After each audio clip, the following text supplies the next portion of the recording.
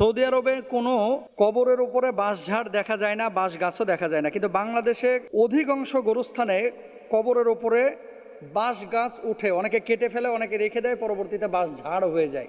আমরা তো সাধারণত কমনলি পুরো বাংলাদেশেই কবরের ওপরে কিন্তু ওই যে লাশ নিচে রাখার পরে বাঁশের ফাটা ফাটা অর্ধেক অংশ দিয়ে আমরা ওই লাশটাকে মিডিল দিয়ে একটা বাঁশের বিম দিই, তার উপরে ওই ফাটা বাঁশ দিয়ে আমরা কবরের লাশটাকে ঢেকে দিই, এর উপরে চাটাই বা পাটি এই সমস্ত জিনিস দিয়ে তার উপরে আমরা মাটি দিই। এটা আমাদের বাংলাদেশের প্রচলিত বিষয়।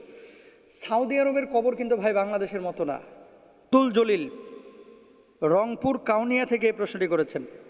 মোহতারাম, দীর্ঘদিন আমি সৌদি আরবে ছিলাম। সৌদি আরবে কোনো কবরের উপরে বাঁশঝাড় দেখা যায় না, বাঁশ গাছও দেখা যায় না, কিন্তু বাংলাদেশে অধিকাংশ গোরস্থানে কবরের ওপরে বাঁশ গাছ উঠে, অনেকে কেটে ফেলে।